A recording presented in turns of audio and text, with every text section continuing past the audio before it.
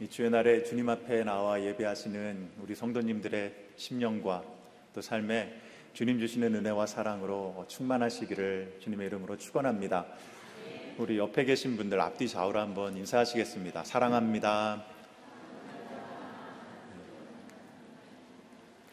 사랑합니다 인사하시는 여러분들의 모습이 얼마나 사랑스러우신지 모르겠습니다.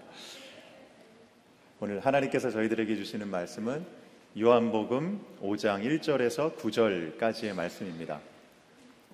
신약성경 149페이지쯤에 있습니다.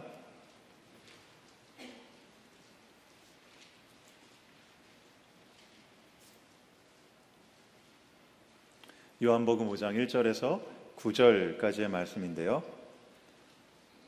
다 찾으셨으면 자매님들과 형제님들이 한 절씩 교독하시고 맨 마지막 절은 저희가 다 같이 함께 읽도록 하겠습니다. 읽기를 시작합니다.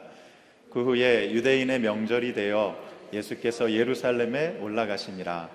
예루살렘에 있는 양문 곁에 히브리 말로 베데스다라 하는 못이 있는데 거기 행각 5이 있고 그 안에 많은 병자, 맹인, 다리 저는 사람, 혈기 마른 사람들이 누워 물의 움직임을 기다리니 이는 천사가 가끔 못에 내려와 물을 움직이게 하는데 움직인 후에 먼저 들어가는 자는 어떤 병에 걸렸든지 낫게 되밀어라. 거기 38해 된 병자가 있더라. 예수께서 그 누운 것을 보시고 병이 벌써 오랜 줄 아시고 이르시되 내가 낫고자 하느냐. 병자가 대답하되 주여 물이 움직일 때에 나를 못에 넣어주는 사람이 없어 내가 가는 동안에 다른 사람이 먼저 내려가나이다. 예수께서 이르시되 일어나 내 자리를 들고 걸어가라 하시니 그 사람이 곧 나아서 자리를 들고 걸어가니라. 이날은 안식일이니. 이것은 살아계신 처음 와서 출석하였던 교회가 있었습니다. 그러다가 로드아일랜드에 있는 이 학교 기숙사로 가게 되었는데요. 교회를 옮기지 않고 계속해서 그 보스턴에 있는 교회를 나가기로 결정하였습니다. 친구에게 라이드를 받아 버스터미널에 도착해서 이제 고속버스를 타고 보스턴으로 올라온 후에 이제 다시 전철을 타고 또 맨 마지막 종착점에 내려서 다시 이제 로컬 버스를 타며 도착하는 이제 그러한 교회였습니다. 그러니까 시간상으로는 한 2시간 30분에서 3시간 정도 걸렸던 거리였습니다. 그때만 해도 싱글이어서 책 좀 읽는다는 마음으로 이 소요되는 시간과 교통비를 생각하지 않고 계속해서 다니게 되었습니다. 은혜로운 예배며 또 반갑게 맞아주시는 목사님과 성도님들, 그리고 무엇보다 이 한 주 만에 마주대하는 한국 음식이 있어 이 교회에 오는 길은 그리 멀게 느껴지지 않았습니다. 그런데 아주 가끔 상상할 수도 없는 일들이 벌어지기도 했습니다. 3시간 거리를 올라와서 은혜롭게 예배를 드린 후에 이제 한 주 동안 기름진 음식으로 니글니글했던 속을 이 담백한 밥과 국과 이 김치로 달래려고 친교실로 이동했는데 기대하던 한국 음식은 온데간데 없고 대신에 던킨 도너스가 저를 기다리고 있는 것이었습니다. 그럴 때면 예배 때 받았던 은혜는 다 사라지고 한없는 허무함이 밀려오는 것을 느낄 수가 있었습니다. 속았구나 하며 억울한 마음까지 드는 것입니다. 그리고 그렇게 좋아 보였던 성도님들에 대한 배신감을 가지고 이제 3시간을 전철과 버스를 타고 다시 학교로 돌아가는 것입니다. 분명히 교회는 한국 식당이 아님에도 불구하고, 그렇다고 교회에 내 밥 맡겨놓은 것이 아님에도 불구하고 이 밥이 있을 거란 기대를 가지고 왔다가 없다는 것을 알았을 때에 느꼈던 허무함이 있었던 제 유학생 시절이었습니다. 그런데 여러분, 교회에 밥이 없다는 이유만으로 느꼈던 이 허탈함이 있는데요. 혹시라도 교회에 당연히 있어야 할 것이 없는 교회라면 대체 어떤 일이 일어나는 것일까요? 그러니까 간판만 교회인 그런 교회를 대할 때 느끼는 그 허탈함이란 이루 말할 수 없을 것입니다. 아마도 허탈 정도가 아니라 많은 고통을 맛보게 될 것 같은데요. 오늘 본문은 이 예수님께서 베데스다 연못에서 38년 된 병자를 고치신 사건입니다. 2절에 보니 예루살렘에 있는 양문 곁에 히브리 말로 베데스다라 하는 못이 있는데 거기 행각 5이 있고 라고 말씀합니다. 베데스다 연못은 예루살렘 성의 북쪽에 위치하고 있는 인공 저수지였습니다. 히브리 말로 베데스다는 자비의 집이라는 뜻을 가지고 있었습니다. 은혜로운 이름의 이 연못은 행각 5개로 둘러싸여 있었고 대충 길이가 한 110m, 그리고 너비가 80m, 그리고 깊이가 8m에 달하는 크기의 연못이었습니다. 그리고 행각이라고 하면 궁궐이나 이 사원 건물 주위를 따라 지어진 이 기둥과 지붕만으로 된 건축물을 말하는데요. 이 행각이 5개가 있었다고 합니다. 여러분들 앞에 이미지를 띄워주시면 보실 텐데요. 저렇게 생겼습니다. 그래서 이 사면에 1개씩의 행각이 있고요. 그리고 이 가운데를 가로지르는 행각까지 해서 총 5개의 행각이 있었습니다. 그래서 연못의 모양은 위에서 보면 꼭 한자의 이 나릴자의 형태가 돼서 윗못이 있고 이제 아랫못이 있는 이제 그러한 형태였던 것입니다. 자, 그리고 계속해서 3절에 그 안에 많은 병자, 맹인, 다리 저는 사람, 혈기 마른 사람들이 누워 물의 움직임을 기다리니 라고 말씀합니다. 베데스다 연못에는 많은 사람들이 모여들었습니다. 그런데 모인 사람들의 공통점은 그들이 병자들이었다고 하는 것입니다. 눈먼 사람들과 다리 저는 사람들, 그리고 중풍병자들과 그 외에도 다양한 병을 가진 사람들이 모여들었습니다.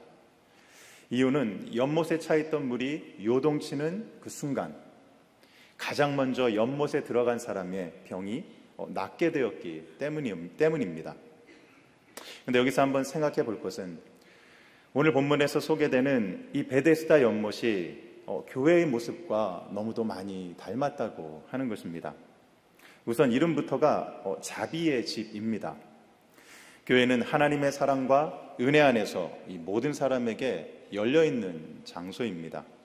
하나님의 자비와 긍휼을 거저 경험할 수 있는 곳이 바로 교회라고 하는 것입니다. 그리고 교회는 모이기를 힘쓰는 곳입니다. 사람들이 베데스다의 행각으로 모여들었던 것처럼 교인들도 이 예배당으로 틈만 나면 모여듭니다. 주일 예배와 새벽 기도회, 수요 기도 금요회, 또 성경 공부 1:1, 또한 이 구역 모임 등으로 열심히 모이는 것이 바로 교회 공동체라고 말할 수 있습니다. 그리고 교회 구성원들도 매우 다양합니다. 특별히 베데스다에 모였던 이 다양한 병자들과 비교해 보면 이 교회 구성원들도 삶에서 받은 이런저런 상처와 아픔을 가진 사람들이라고 하는 것입니다.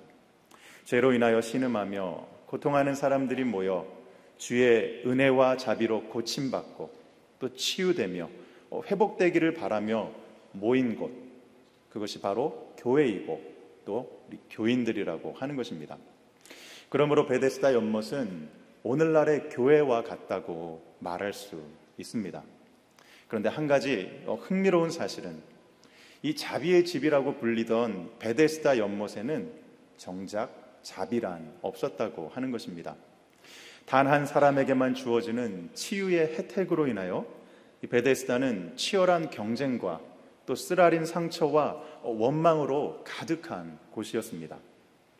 그리고 그런 베데스다는 이 교회라는 간판을 걸고 있으면서도 교회 안에 반드시 있어야 할 것이 없는 그러한 교회의 모습과 흡사하다고 할 수 있습니다.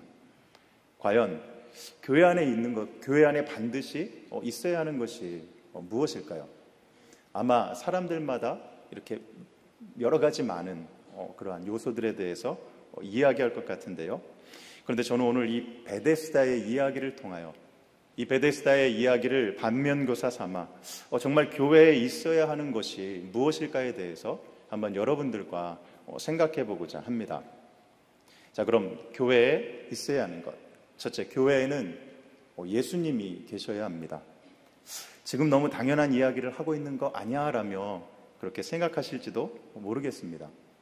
그런데 그 당연한 이야기가 정말 당연하지 않을 수도 있다고 하는 것입니다.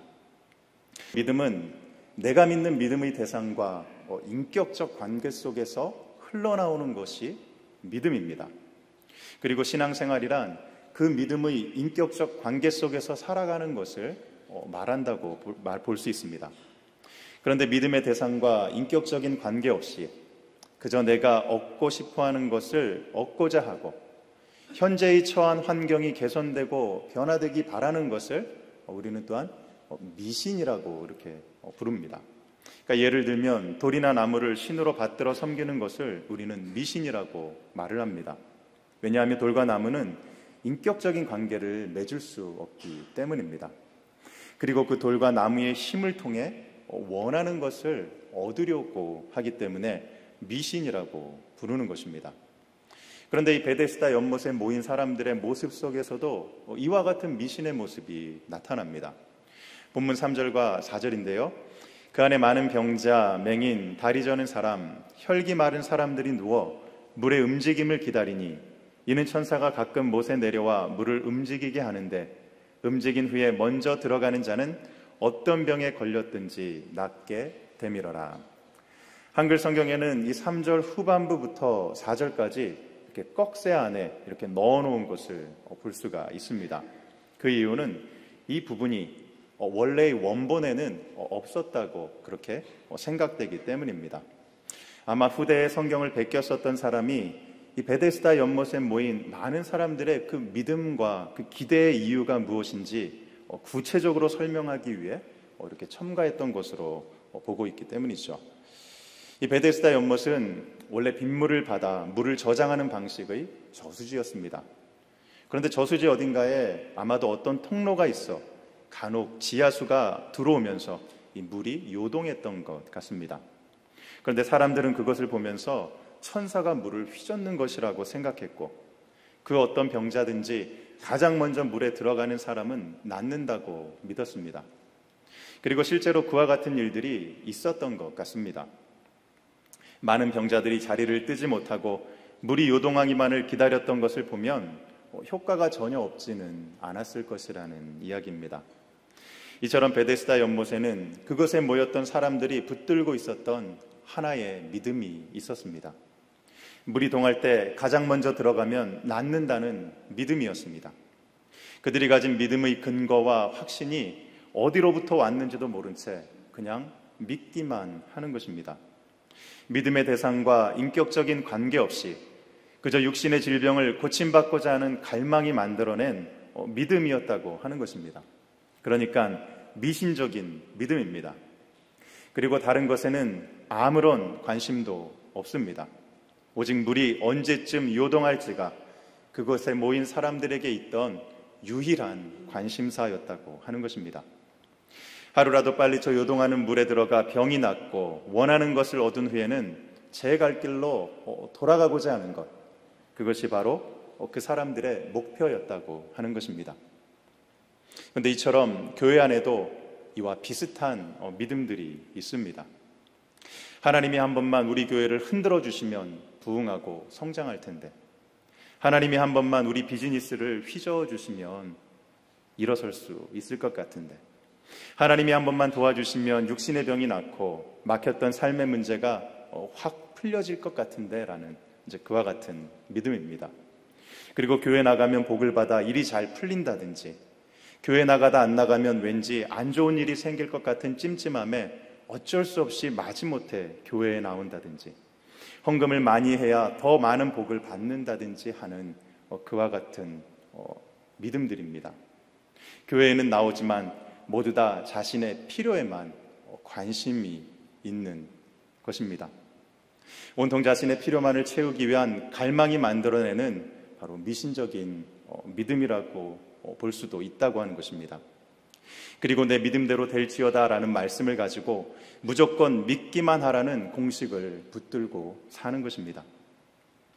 물론 이와 같은 믿음이 다 잘못되었다고 볼 수만은 없습니다. 육신을 가지고 살기에 육신의 필요를 채우는 것도 당연히 필요합니다. 하지만 우리의 관심이 어디에 있는가는 매우 중요합니다. 교회에 나오는 이유가 오직 내 육신의 필요만을 채우기 위한 것이라면 그것은 온전한 신앙생활이라고 말할 수 없을 것입니다. 물이 요동하는 것에만 관심이 있는 이 베데스다의 병제들과 다를 것이 없기 때문입니다. 자, 그렇다면 교회에 나오는 이유는 무엇입니까? 그것은 예수님을 만나기 위함입니다. 예수님과의 온전한 관계 속에서 주님의 뜻을 알고 그 뜻대로 행하기 위함입니다. 주님께서 주시는 은혜를 사모하고 그 은혜에 감사하여 주님을 예배하고 섬기는 것이 우리가 교회로 모이는 이유라고 하는 것입니다. 요한복음에서 강조하는 상징적인 것 중에 하나가 물입니다. 3장에서는 예수님께서 니고데모에게 이 물과 성령으로 거듭나야 할 것에 대해서 말씀하셨습니다. 그리고 4장에서는 우물가에 물을 길러온 사마리아 여인에게 영원히 목마르지 아니하는 생명의 물에 관한 것을 말씀해 주셨습니다. 그리고 7장에서도 누구든지 목마르거든 내게로 와서 마시라는 초청의 말씀을 전하시는 예수님의 모습을 볼 수가 있습니다. 그러니까 결론적으로 예수님은 이 목마른 인생들에게 영원히 목마르지 않는 생명의 물, 즉 성령을 주시는 분으로 묘사하는 것입니다. 그런데 오늘 본문 속에서도 물이 나오고 있습니다. 바로 베데스다 연못의 물입니다. 물이 요동칠 때 가장 먼저 들어가는 사람의 병이 낫는다는 아주 영험하고 신비한 힘을 가진 물이었습니다. 그런데 그것은 사람들에게 만족을 주는 물은 결코 아니었습니다. 오히려 물이 요동하면 요동할수록 그것에 모인 사람들은 더 타는 목마름과 허무함을 느끼게 하는 것이었기 때문입니다. 오직 예수 그리스도만이 참 만족을 주시는 분이셨습니다. 진리 되시는 예수님을 알고 그분과의 인격적인 만남과 사귐을 통하여 자유와 기쁨을 맛볼 수 있다고 하는 것입니다. 그것이 저와 여러분이 이 자리에 모인 이유입니다. 우리를 위해 몸을 찢으시고 물과 피를 흘려 우리를 죄로부터 씻으시고 또 자유케 하시는 예수님을 인하여 누리는 기쁨과 감사, 그것을 위해 저와 여러분을 이 자리에 불러주신 것입니다. 성도 여러분, 오늘 이 자리에 어떠한 마음 또 어떠한 목적으로 나오셨습니까? 혹시라도 나의 관심이 예수님이 아니라 나의 삶의 필요만을 얻기 위하여 나오셨다면 이 시간 우리의 마음과 생각과 우리의 시선을 예수님께로 고정하실 수 있기를 바랍니다. 주님께서 저와 여러분에게 있는 모든 필요를 알고 계십니다. 38년 된 병자가 그토록 베데스다의 물을 바라보며 자신의 만족을, 자신의 필요를 채우려고 했지만 그는 결코 채우지 못했습니다. 하지만 그가 예수님을 만났을 때 그의 필요가 채워질 수 있었다고 하는 것입니다. 성도 여러분, 주님께서 저와 여러분의 필요를 알고 계십니다. 주님이 채워주시고 또 우리 모두의 심령을 만족해 하십니다. 예수님을 바라보실 수 있는 저와 여러분 되시기를 바랍니다. 그리고 두 번째로 교회에 꼭 있어야 하는 것은 예수님의 마음입니다. 베데스다 연못의 물이 요동할 때를 잠깐 상상해 보면 이렇습니다. 연못 주변에 무수히 많은 병자들이 모여 있습니다. 여기저기서 신음소리가 터져나오고 있고 그런 와중에도 사람들의 관심은 언제 물이 요동하는가에만 가 있습니다. 그리고 예고도 없이 갑자기 물이 요동하기 시작했고 또 연못 주변은 한순간에 아수라장으로 변하고 말았습니다. 고함과 고성이 오고 가고 서로 먼저 물에 들어가기 위해 당기고 밀치고 욕하고 싸우는 아주 살벌한 상황이 펼쳐집니다. 그러다 한 사람이 먼저 물에 들어가고 나면 모두 허탈한 심정으로 자신들의 자리로 돌아오게 됩니다. 병이 나은 사람은 엄청난 경쟁에서 승리한 기쁨으로 돌아가지만 나머지 사람들은 아쉬움과 원망과 자책으로 또 한동안 힘든 시간을 보내야만 합니다. 고침받은 사람의 입장에서 보면 그 이름의 뜻처럼 은혜와 자비를 체험한 듯 보입니다. 하지만 그 사람을 제외한 나머지 병자들은 그것이 결코 자비가 아니었습니다. 오히려 잔인한 일입니다. 특별히 앞을 보지 못하는 이들이나 중풍병자와 같이 거동할 수 없는 이들은 죽었다 깨어나도 베데스다 연못이 주는 자비를 경험할 수 없는 사람들이었습니다. 그리고 엄밀히 말하면 병을 고침받는 것도 이 베데스다 연못이 주는 자비의 혜택도 아니었습니다. 그것은 자신의 능력으로 쟁취한 결과에 지나지 않았다고 하는 것입니다. 그것처럼 이 교회에서도 아주 비슷한 상황이 일어날 수 있습니다. 능력 있고 수완 좋은 특정한 사람들이 관심받고 또 대우받는 상황이 일어나는 것입니다. 돈이 많고 학식 있고 또 교회에 오래 출석하고 목사, 장로 혹은 권사 등과 같은 직분자들이 사람들의 주목을 받는 것입니다. 하지만 상대적으로 가난하고 배운 것이 많지 않고 힘없는 사람들은 관심받지 못하고 늘 소외된 채로 남겨질 때가 있습니다.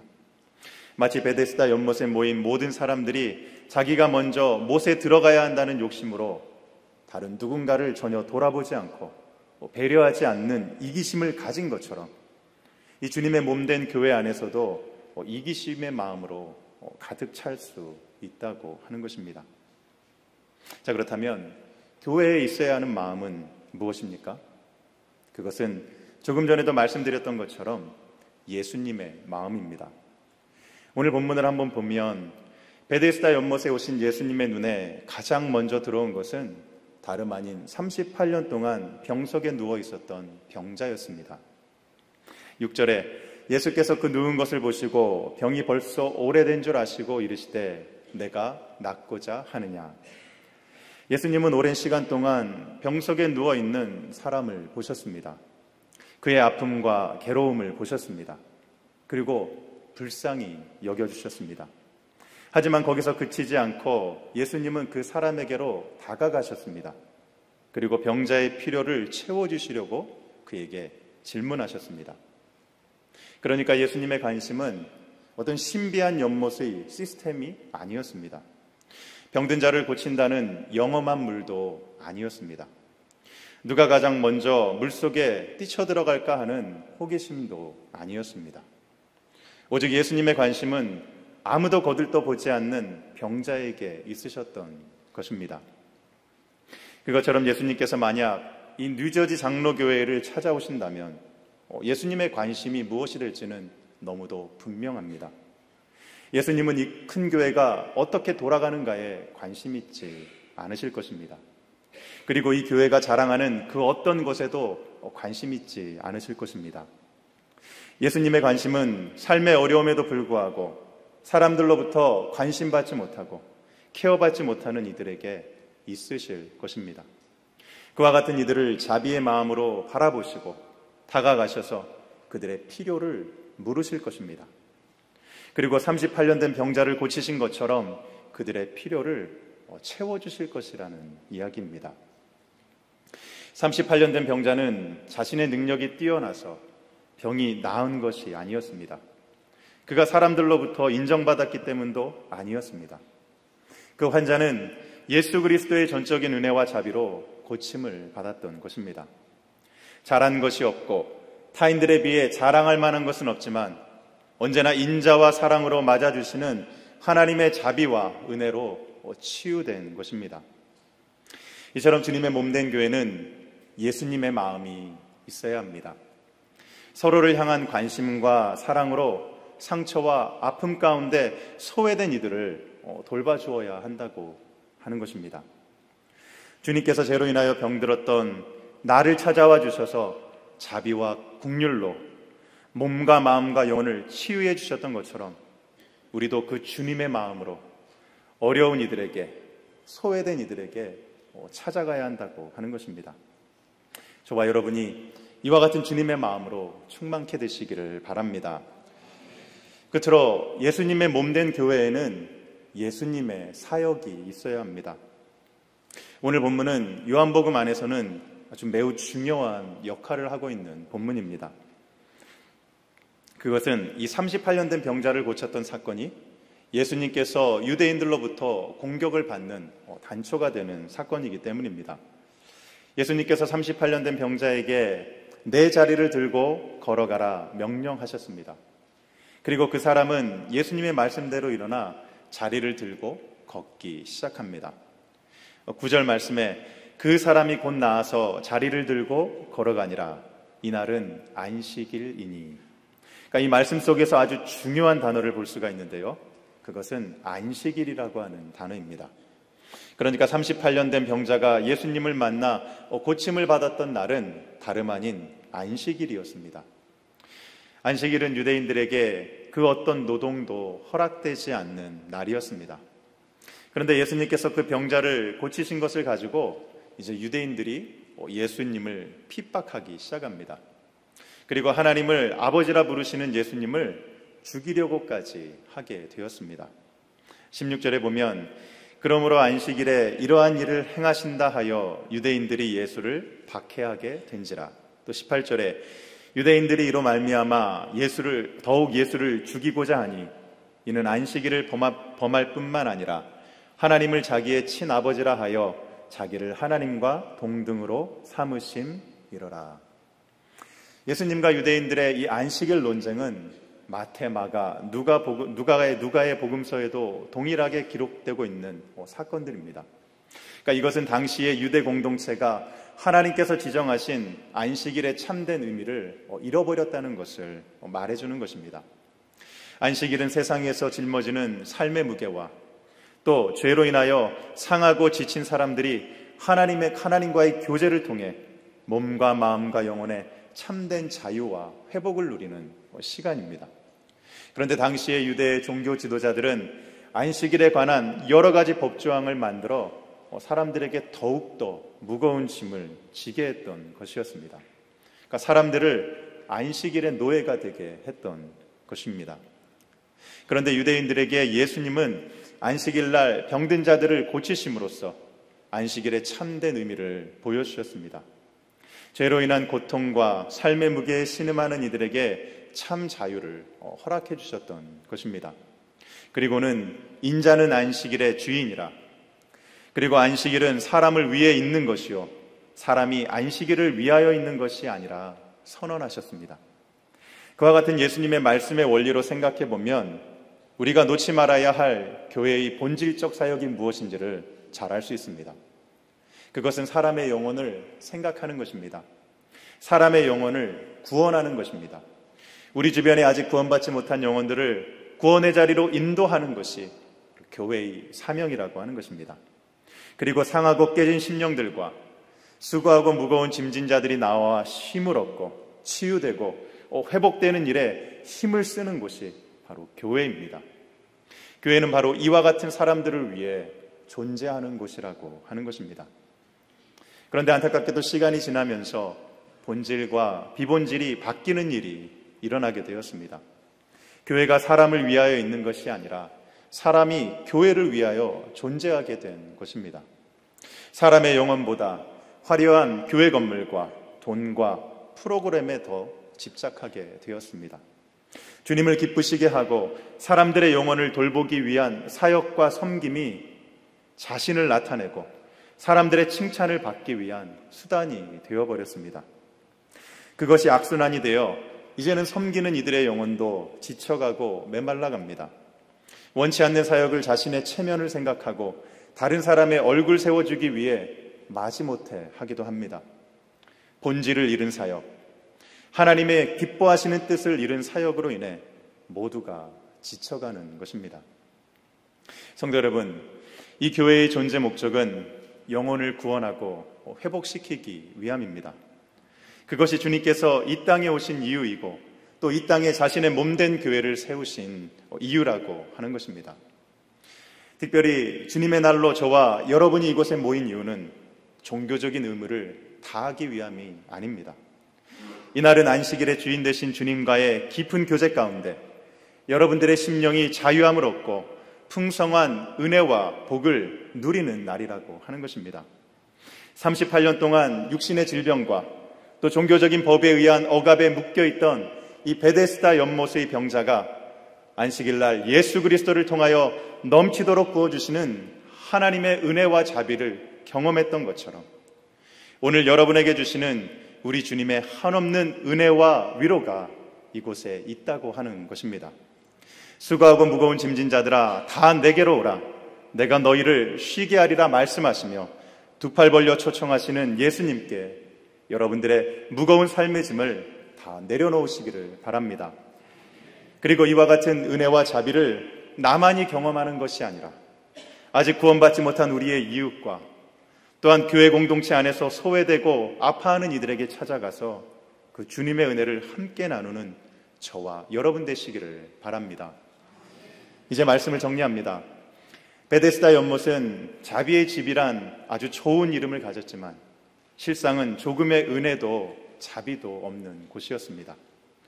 그것처럼 주님의 몸된 교회라고 하면서도 주님과의 인격적인 교제나 주님의 마음과 주님의 사역이 없는 교회라고 한다면 그것은 결코 건강한 교회라고 말할 수 없을 것입니다. 바라기는 저희 안에 예수 그리스도로 충만케 되어 주님 보시기에 아름답고 또 상하고 지친 심령들이 참 만족과 쉼을 누리는 주님의 교회 공동체로 더욱 성장할 수 있기를 주님의 이름으로 축원합니다.